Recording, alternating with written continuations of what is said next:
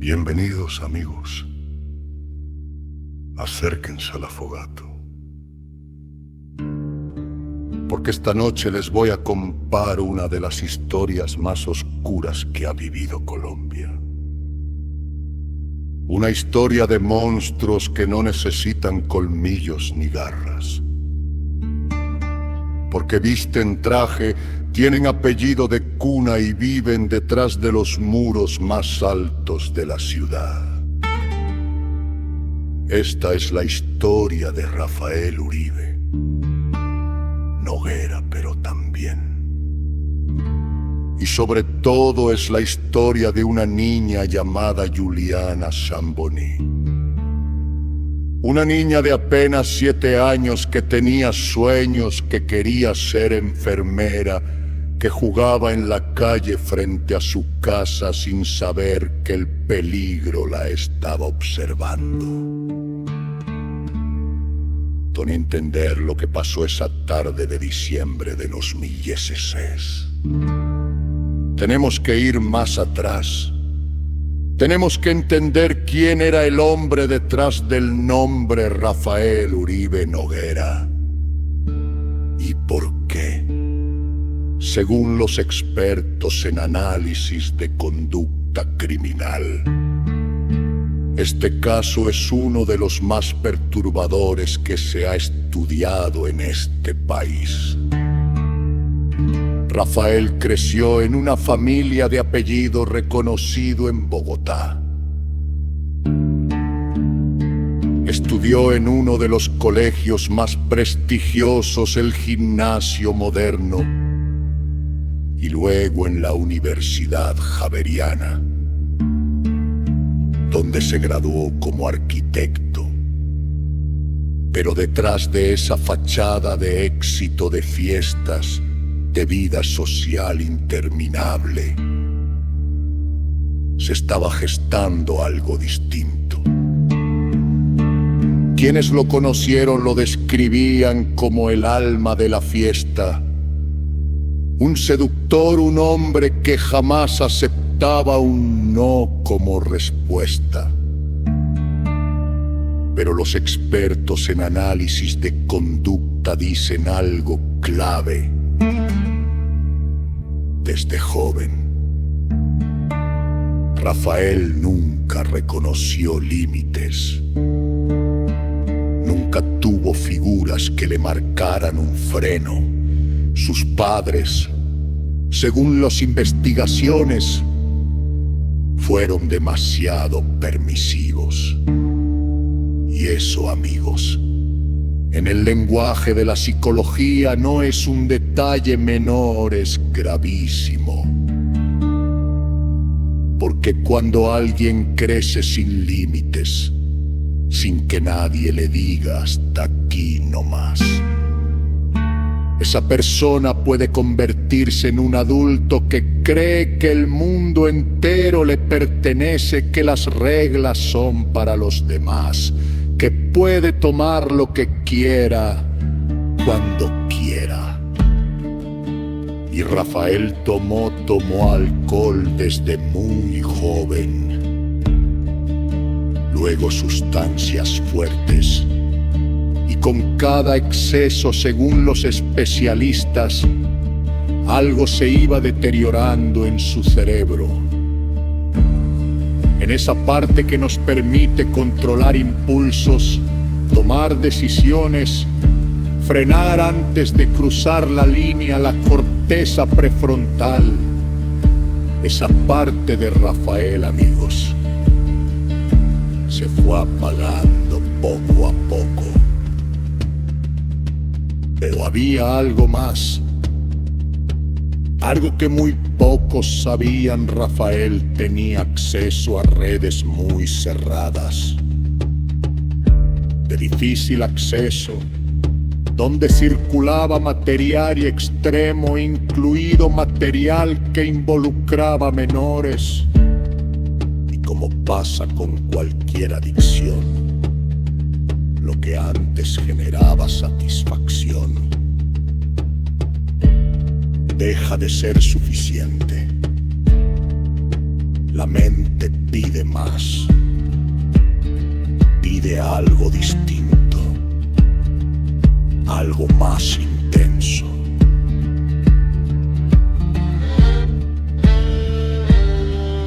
Y entonces, según los expertos, Rafael dejó de ser un simple consumidor y empezó a convertirse en un cazador. Ya no quería que le trajeran, quería salir él mismo a observar, a buscar, a elegir a su próxima víctima. Silencio absoluto por 2 segundos, luego un grito lejano de ave nocturno.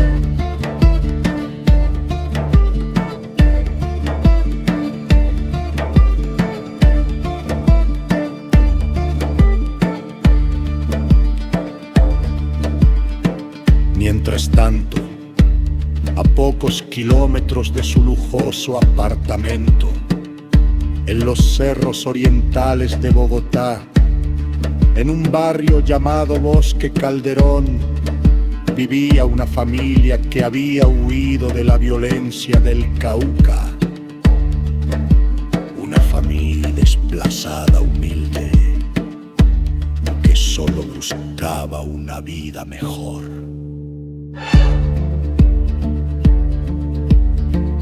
Ahí vivía Juliana, una niña de 7 años indígena, con sueños de ser enfermera, que apenas unos días antes había posado para una foto con una corona, soñando con ser modelo algún día. Y el 4 de diciembre de 2016, esos 2 mundos, el del depredador y el de la inocencia, estaban a punto de cruzarse para siempre. ¡Amigos! Esto apenas comienza. Y les advierto, esta historia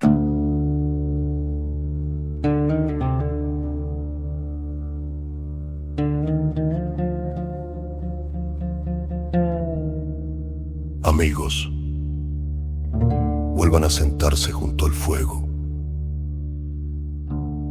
La parte 1 terminó con una advertencia y ahora toca cumplirla.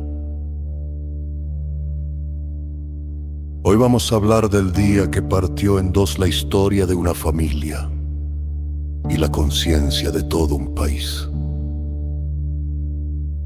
Era 4 de diciembre de 2016, una mañana cualquiera en el barrio Bosque Calderón. En los cerros orientales de Bogotá, Juliana Zamboní, de solo 7 años, jugaba en la calle frente a su casa junto a su primito, casi de su misma edad. Eran las 9:27 de la mañana. Una camioneta gris se acercó despacio por la calle. Adentro iba un hombre, cruzó unas palabras con la niña. Y de un momento a otro, la subió al vehículo.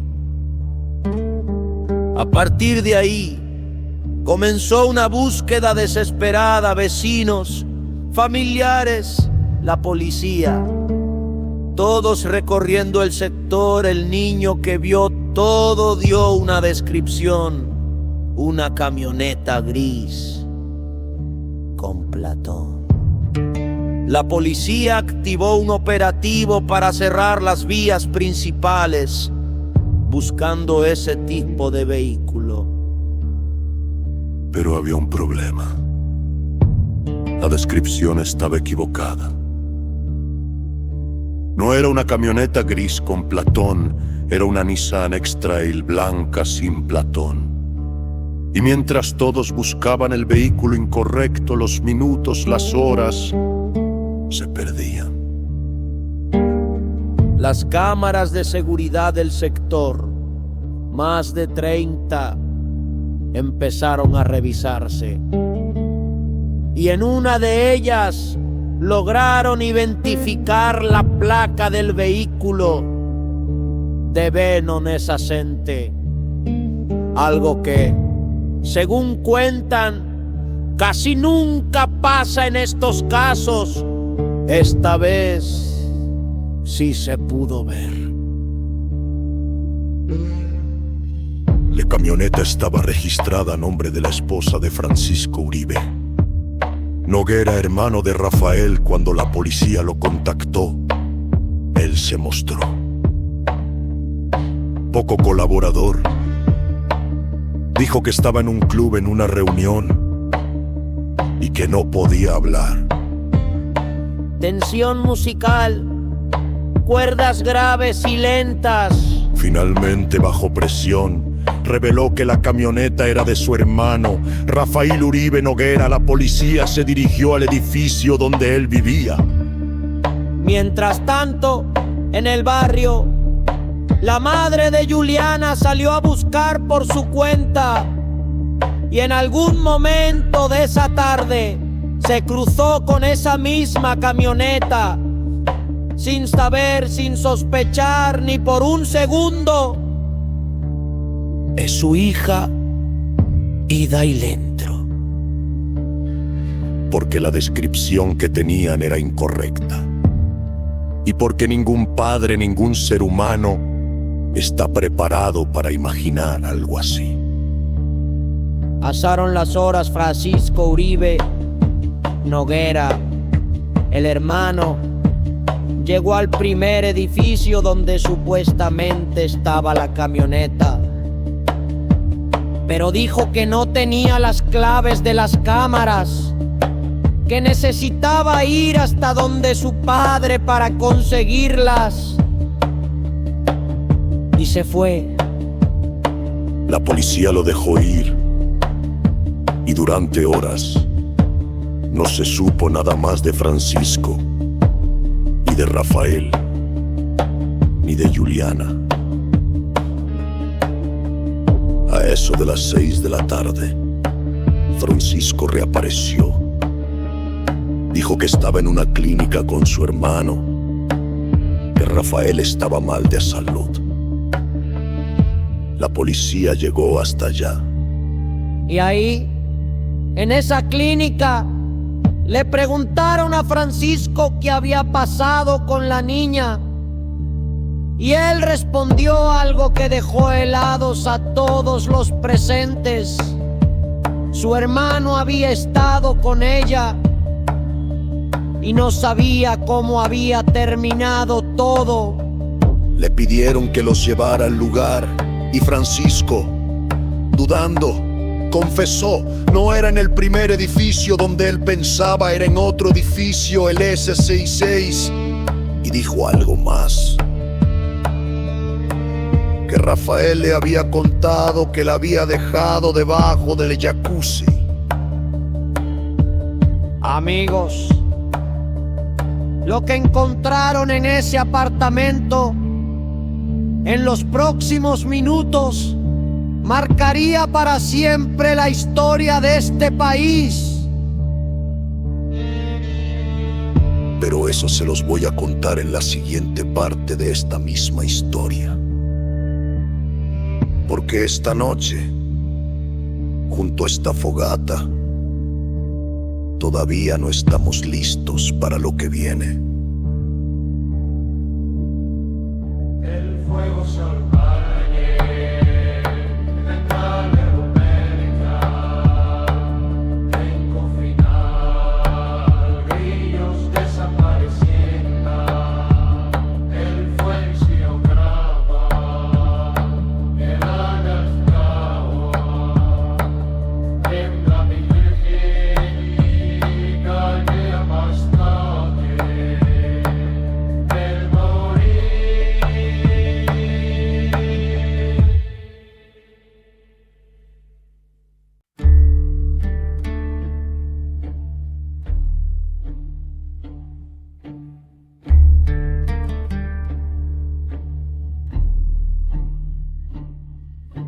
Amigos, acérquense más. Esta parte no es fácil de contar. Y les pido que respiren hondo porque vamos a entrar a ese apartamento, al lugar donde todo terminó. La policía, junto a Francisco Uribe Noguera, llegó al edificio E66. En el norte de Bogotá subieron hasta el último piso, la puerta estaba cerrada adentro. Silencio total. Francisco, desesperado, decidió entrar por otro lado, subió a la terraza del edificio, se trepó por un muro y logró bajar hasta el segundo piso del apartamento. Ahí encontró algo que lo dejó helado.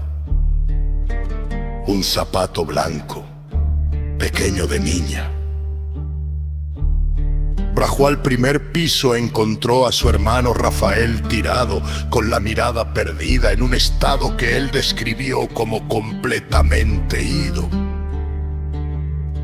Le preguntó qué había pasado con la niña. Rafael respondió que se había bajado del carro, que no sabía nada más. Francisco le creyó, o quiso creerle, porque en el apartamento no se veía nada fuera de lo normal. Solo unas botellas, algunas colillas y un detalle que en ese momento no llamó tanto la atención: un envase de aceite de cocina, completamente vacío.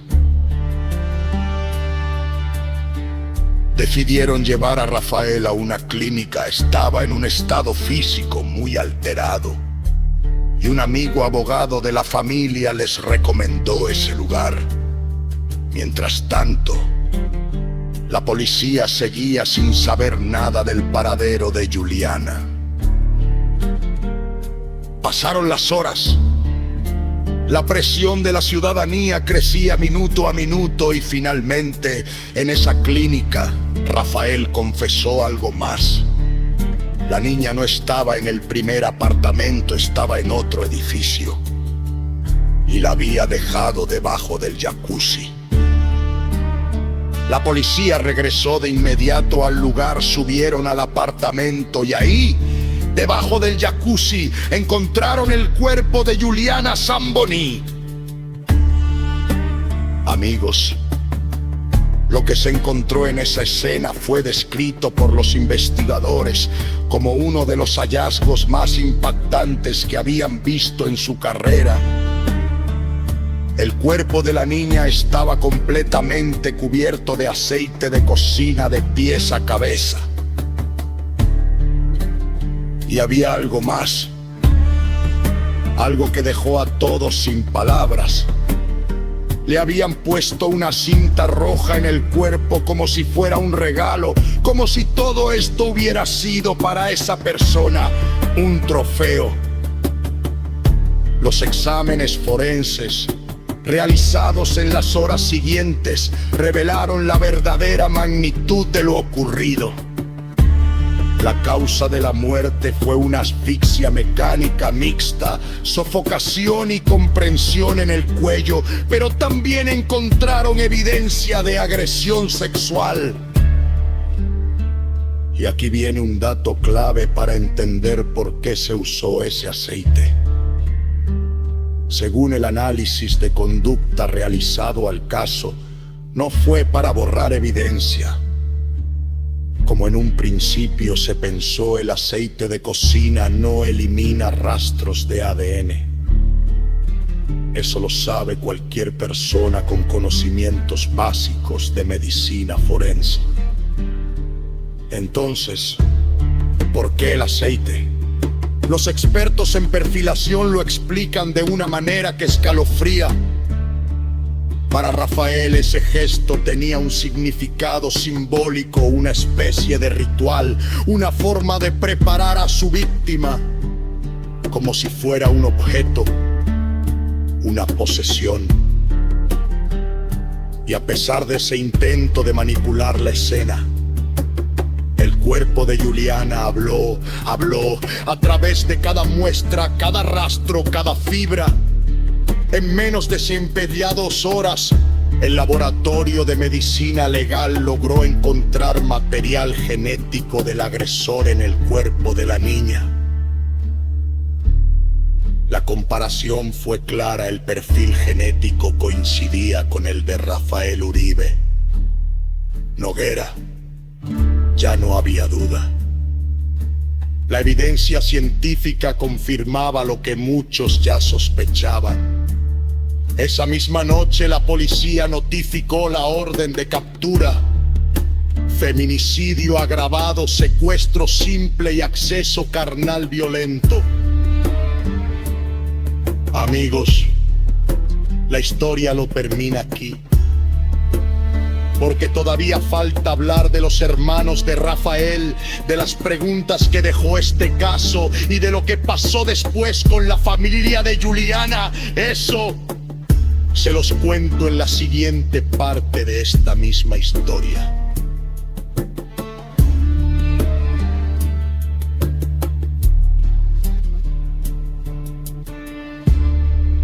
Silencio total. Solo el viento soplando entre las brasas apagadas.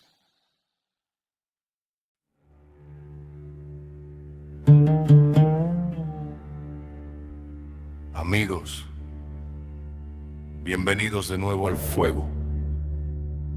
Ya conocemos lo más duro de esta historia. Ahora toca hablar de lo que vino después, de las preguntas que quedaron sin resolver, y de dos personas que, hasta el día de hoy, generan dudas: los hermanos de Rafael Uribe Noguera.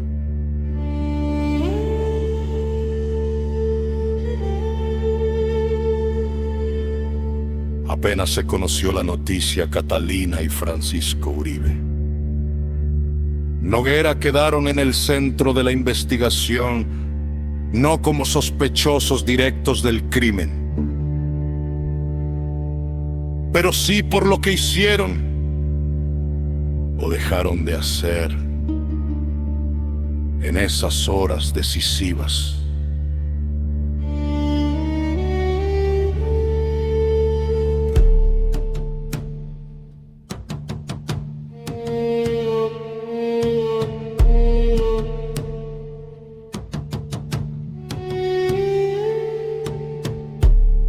Recordemos algo importante. Cuando Francisco entró al apartamento y encontró el zapato de la niña, su hermano en ese estado, y el ambiente que ya les describí, no llamó de inmediato a las autoridades. En cambio, decidieron llevar a Rafael a una clínica. Y aquí aparece una de las preguntas más incómodas de todo el caso. ¿Por qué? Viendo lo que vieron, no avisaron de inmediato a la policía. Los investigadores hablan de un vacío de tiempo de aproximadamente 3 horas, entre las 3:30 de la tarde y las 6 y 7 de la noche, donde no se sabe con certeza qué ocurrió.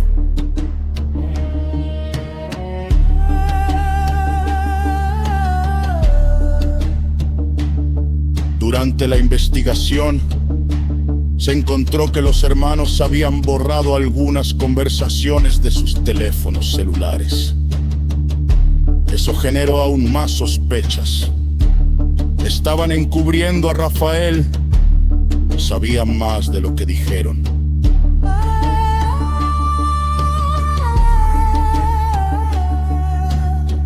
La fiscalía los vinculó al proceso como posibles cómplices. Sin embargo, después de revisar toda la evidencia, un magistrado los absolvió. La conclusión judicial fue que, aunque hubo errores y demoras, no se pudo demostrar que hubieran participado en el crimen o en un plan para ocultarlo.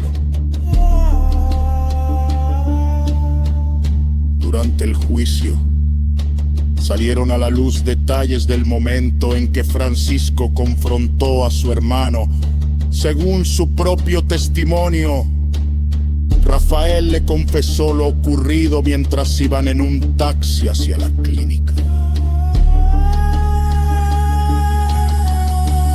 Le dijo que la niña gritaba mucho en el carro, que él le tapó la boca y que ahí murió.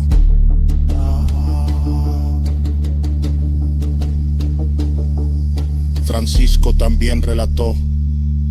En ese momento le dijo a su hermano que se iba a morir en la cárcel, que sentía rabia, decepción, dolor. Una conversación que, según él, marcó un quiebre entre los dos hermanos para siempre. Pero hay otro nombre que también quedó marcado por este caso y que muchas veces se queda en el olvido, el del vigilante del edificio, un hombre llamado Fernando Merchán. Pocos días después de que se conociera la noticia, Merchán fue encontrado sin vida en su casa. La investigación concluyó que se trató de un suicidio. Según los análisis psicológicos realizados después, él no tuvo relación directa con lo ocurrido a Juliana. Pero la presión social, las acusaciones y el peso de estar relacionado con un caso de esta magnitud fueron demasiado para él.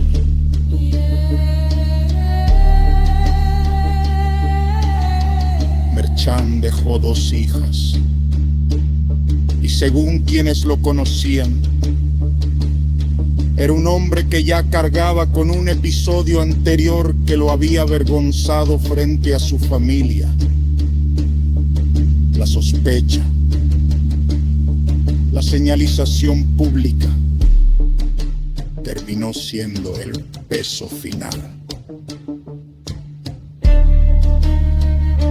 Mientras todo esto ocurría, la captura de Rafael Uribe, Noguera ya era inminente.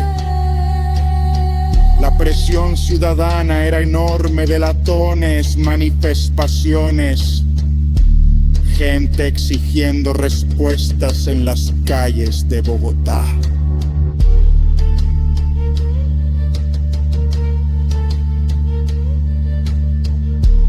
Finalmente, 2 días después de los hechos, en la madrugada del 5 de diciembre de 2016, Rafael Uribe Noguera fue formalmente capturado. Los cargos: feminicidio agravado, secuestro simple y acceso carnal violento, según los artículos 104 disqui 500 y 205 y 28 del Código Penal colombiano.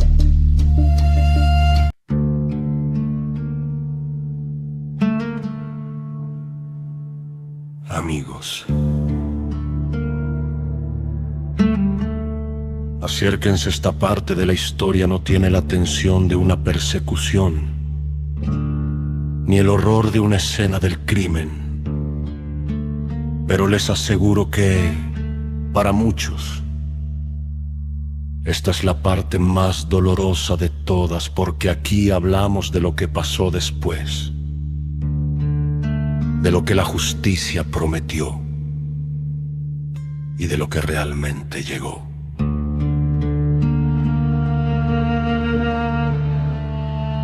La familia Zamboní había llegado a Bogotá, huyendo de la violencia en el Cauca como tantas familias desplazadas en este país. Llegaron buscando una vida mejor y se asentaron en el barrio Bosque Calderón, en una vivienda de 3 habitaciones que compartían con otros familiares. vivían con lo justo. El padre de Juliana, Juvencio, trabajaba como jornalero. La madre Nelly cuidaba de los hijos. No tenían un empleo fijo, no tenían ahorros, no tenían nada más que el esfuerzo del día a día. Después de lo ocurrido durante el proceso judicial, se habló de una posible reparación económica para la familia, una indemnización. Algo que, en teoría, debía ayudar a compensar, aunque fuera mínimamente, una pérdida que no tiene precio. Pero esa reparación nunca llegó.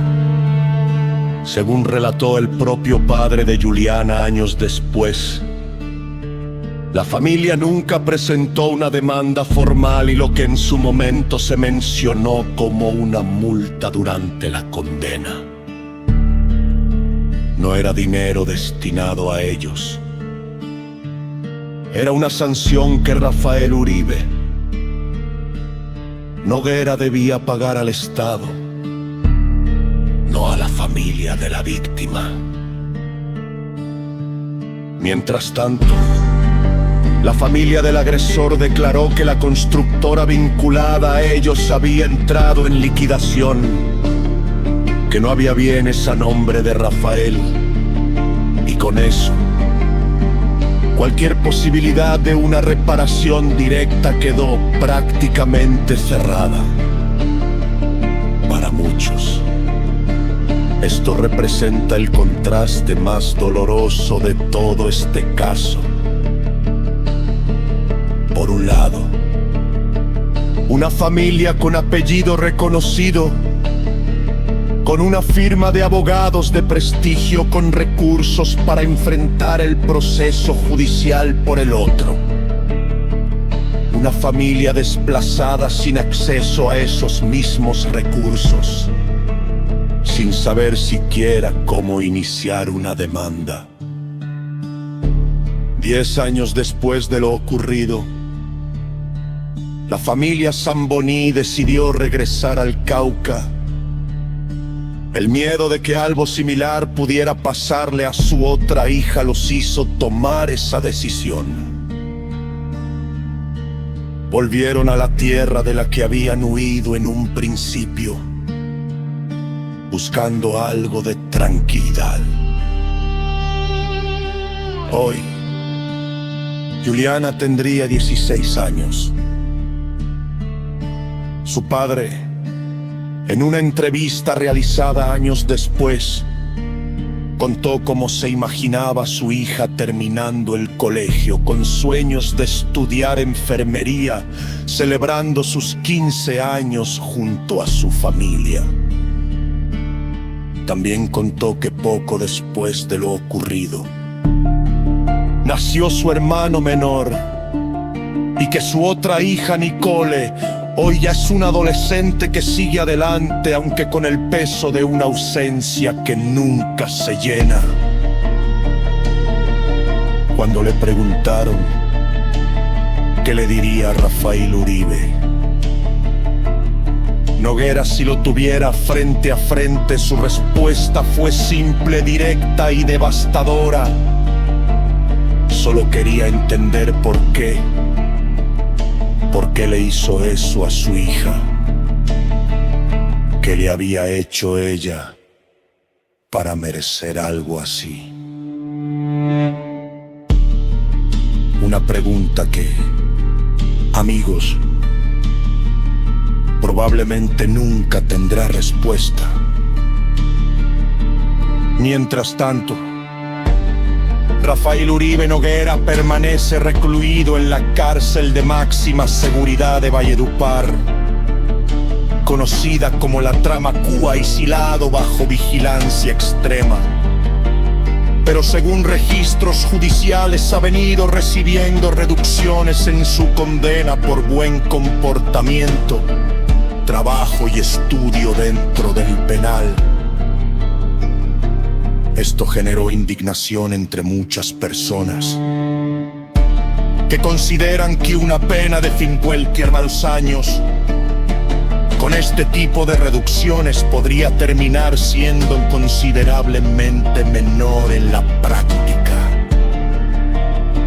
Amigos, esta historia nos deja con más preguntas que respuestas sobre la justicia, sobre la desigualdad, sobre lo que significa realmente reparar un daño de esta magnitud.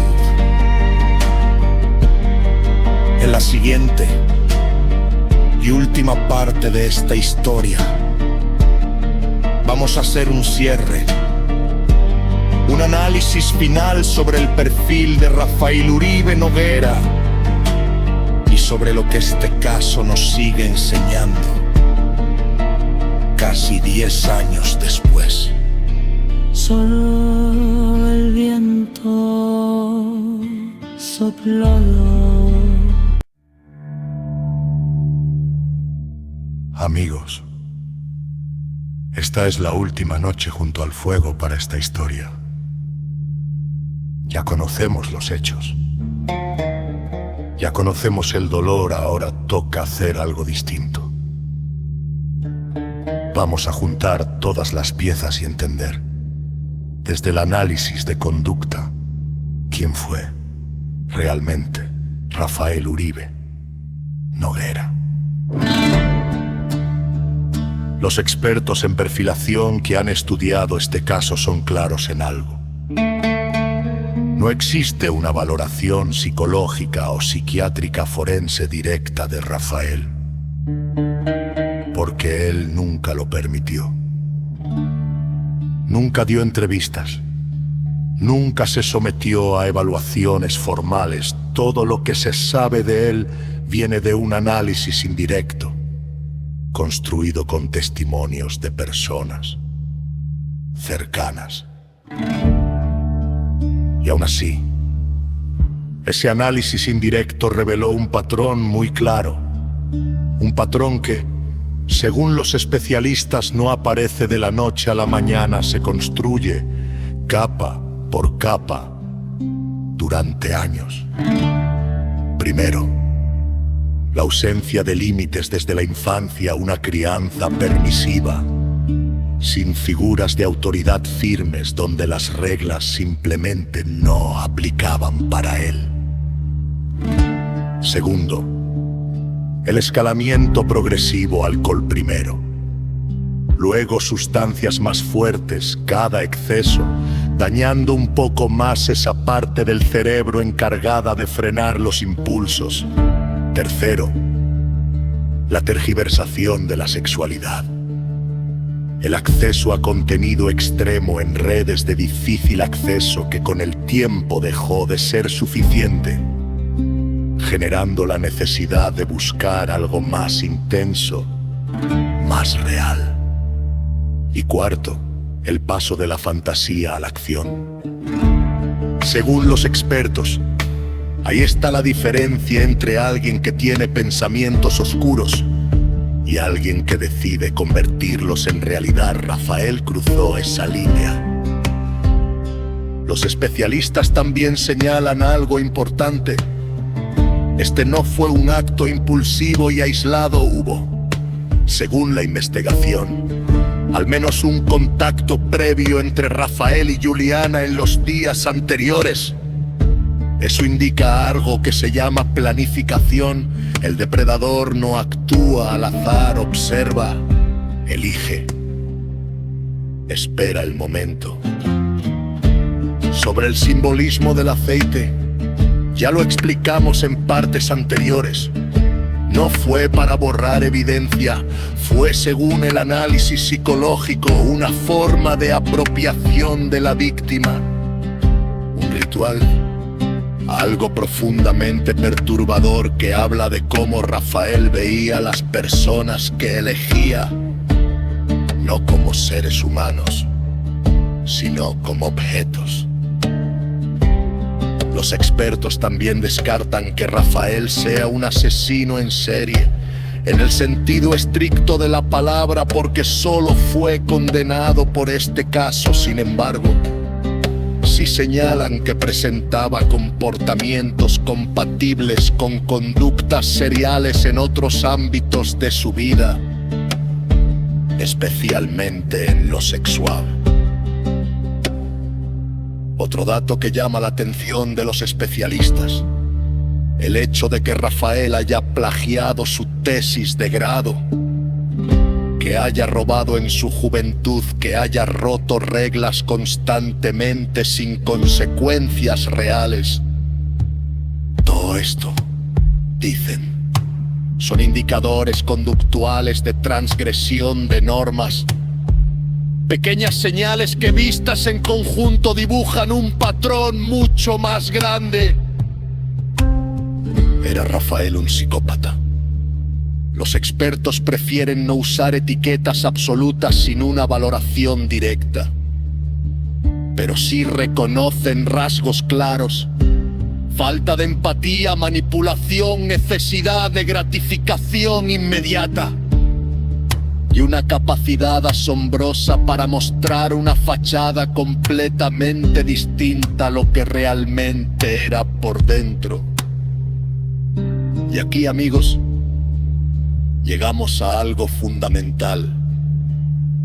Este caso no solo habla de un hombre, habla de un sistema, de cómo la desigualdad social puede convertir a una niña en una víctima más vulnerable, de cómo el privilegio puede durante años ocultar las señales de alguien peligroso, y de cómo incluso después de una condena, la verdadera justicia, esa que repara, que sana, que acompaña, a veces simplemente no llega. Juliana Samboni tenía 7 años. Quería ser enfermera, le gustaba el fútbol, modelar, jugar con su hermana, y su historia, casi 10 años después, sigue siendo una herida abierta para su familia y un recordatorio para todo un país. Amigos, esta historia termina aquí, pero el mensaje que les dejamos esta noche, junto a esta fogata, es simple: cuiden a sus niños, hablen con ellos, enséñenles sobre los límites, sobre el cuidado, sobre la confianza, porque el peligro muchas veces no tiene la cara que esperamos. Gracias por acompañarnos esta noche. Si esta historia los movió, los hizo pensar, lo simplemente los cantuvo respirar un poco más. Dejen los comentarios y los esperamos en la próxima fogata con una nueva historia. Silencio tocan, solo el